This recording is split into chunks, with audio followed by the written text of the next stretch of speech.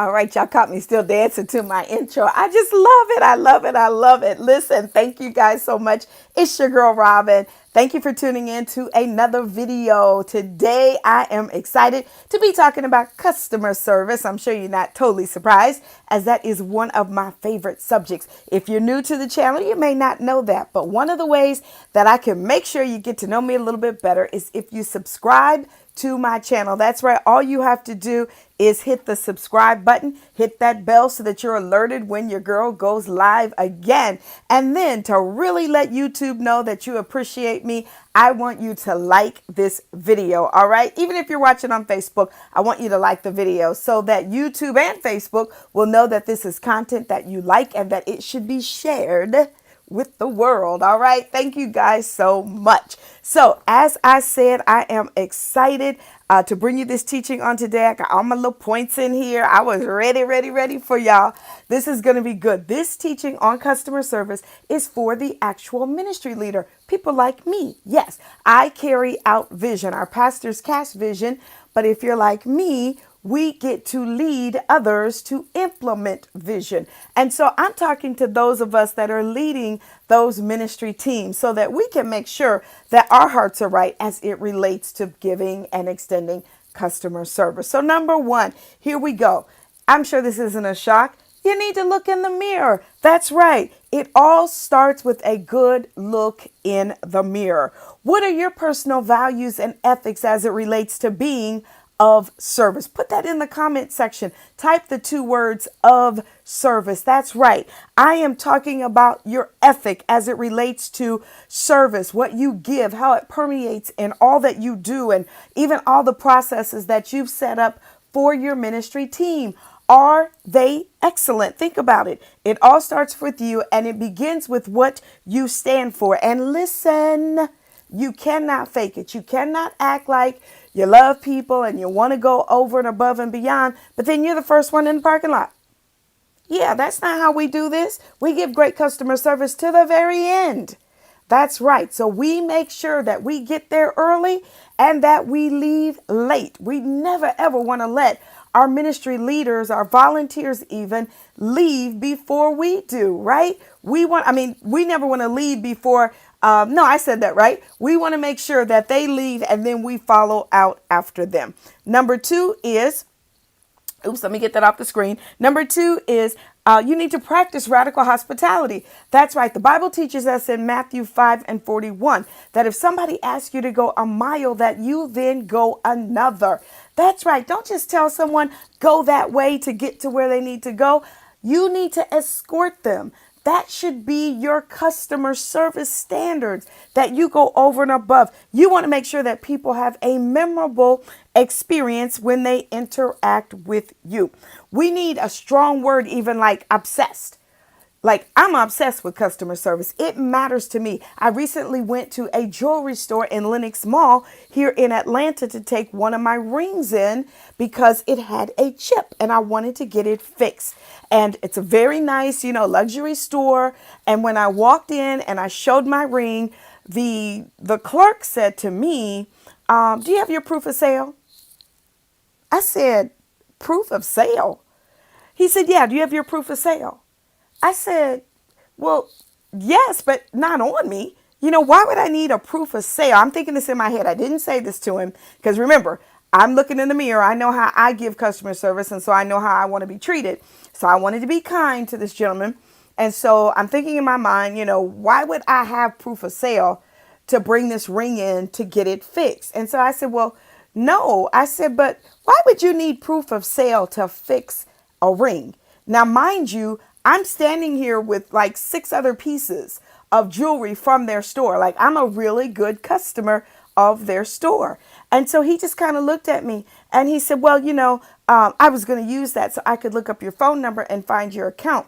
And so I said to him, if you had simply asked me for my phone number, I would have given that to you. And then you would have been able to look up my account. See, that was unnecessary. And that's what makes people think that, stores are racist or they're doing, stereotypes or profiling. And that's not fair, you know? So make sure that we treat people the way that we want to be treated. So radical hospitality. It would have been so much better when I walked in, and again, I had on all their jewelry already. And when I brought that ring to him, if he had said, "Oh my goodness, look at you. You already glitzing and glamming in our jewelry. Don't you look beautiful?" Yes, that's how he should have greeted me. Go over and above what's expected. All right.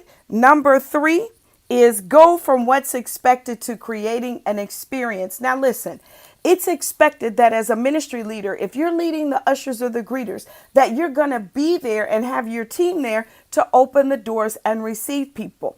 But to make it an experience is maybe you pick up some mints. Maybe you pick up small bottles of water. Maybe you bag them. I get it. We're in COVID, so you want to make sure that everything is contactless. But go over and above what's expected so that you create an experience. And for those of you that say, well, we don't want people to have, candy or small bottles of water. Listen, people already have candy and small bottles of water in their bags. So I am saying that you operate in customer service. We want to give you an experience. So welcome. I know whenever I check into a hotel, I have certain expectations based on the hotel chain. I expect certain hotels to have a welcoming station in the lobby with beverages, with snacks. Anytime I travel internationally, it's like those hotels know what time the flights land, and then they're being radioed that, the ground transportation company is bringing us in, because as soon as we get to the entrance, somebody is standing there. I went to Hawaii, and the person had a lei around their neck, and, they had beverages, and they welcomed us, and they curtsied and bowed and all of that, treating us all as if we were dignitaries. I am telling you, you want to do the same thing for your ministry. Remember, I always teach this, that people come back because of how you make them feel. That is why people will stay in churches that are small, that are storefront, that may not have big, beautiful buildings, because none of that matters at the end of the day. What matters is that they have a relationship with people that they love and they feel like care for them. All right. So keep that in mind. Number 4, let's keep it moving here, is calculate the benefit of a lifetime customer. It's pretty simple, or a lifetime, member. It's pretty simple. You already know that people give. It takes all of us coming together to give so that we can function, so that the ministry can be a blessing to the community. And if you're not extending outstanding customer service, if you're not going over and above, if you're not teaching your ministry team how to say, "It's my pleasure," kind of a la like Chick-fil-A, right? If you're not teaching them that the magic begins with them, I'm speaking of Disney, right? You are going to be the cause of why someone may not want to stay in your ministry. I think that we put too much responsibility on the pulpit. See, we think that it is the pastor's responsibility. We think that it is the choir's responsibility. We think that it is the praise team's responsibility to make sure people feel the love and the warmth. They play just a small part. Why do I say that? Because by the time they experience the choir, the praise team, and the pastor, they've probably already been there for 30 minutes or so, and they've already spoken and connected with you. So the experience that they have with you, that's where their, decision is starting to formulate. So do not make light of the benefit of having that person there. Go high, like our forever First Lady says, when they go low, we go high. It's the same thing. Someone may have had a bad week. Someone may have had a bad morning. Somebody might have just gotten cut off in traffic. And then, you're there to greet them in church. What will they find? Hopefully somebody that cares about them and lets them know that they are of value. All right, let's keep it going.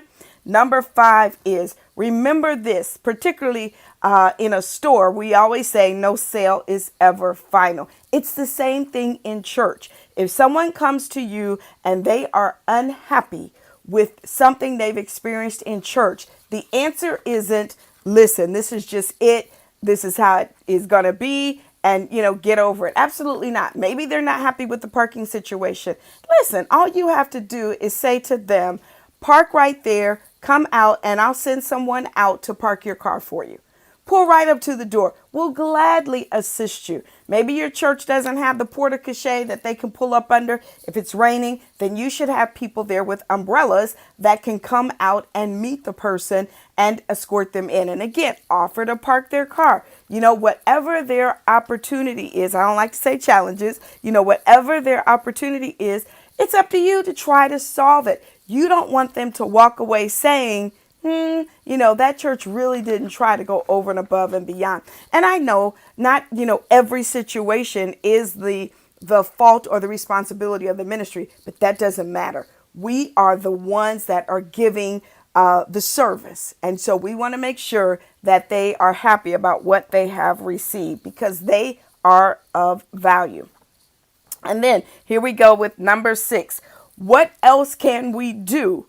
Go the extra mile. Again, Matthew 5:41 says, for those that ask you to go 1 mile, go a second mile. You want to make sure that they feel like that you really, really cared. And I just can't stress that enough. What does it take?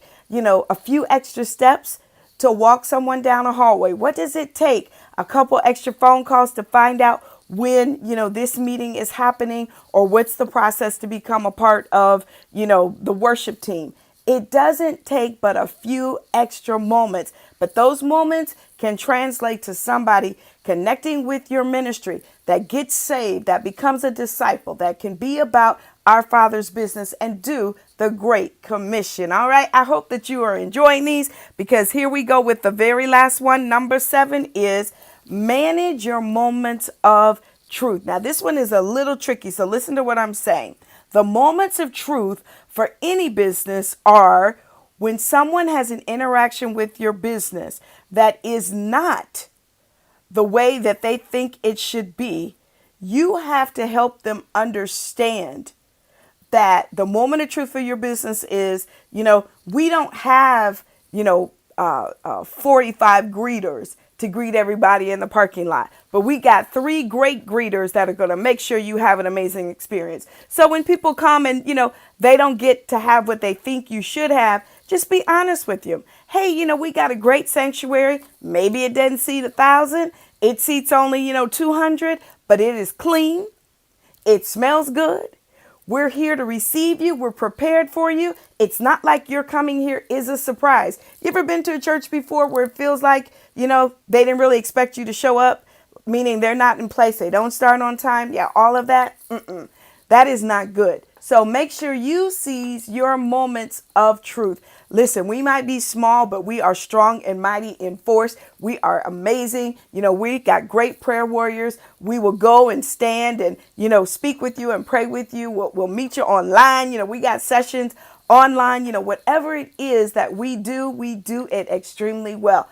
That's a moment of truth. All right. So I hope that this helped you as a ministry leader so that you can understand the role that you play as it relates to implementing vision that your pastor casts. All right. So for those of you that have not had the opportunity to connect with me, I would love to have you get information from me. I share updates. I promote events. I even do some movie promotions, all that kind of stuff. If you'd like to be a part of that, all you have to do is text my last name, Ware to the number 22828. Look, I had to look at that to make sure I said it right. But text my last name, Ware to the number 22828. And then if you would like information about any of my books and products, all you have to do is go over to the wareagency.com. I got everything over there as it relates to, customer service, and as well as social media and technology. I got lots of good stuff going on over there. So make sure you make your way there and see what's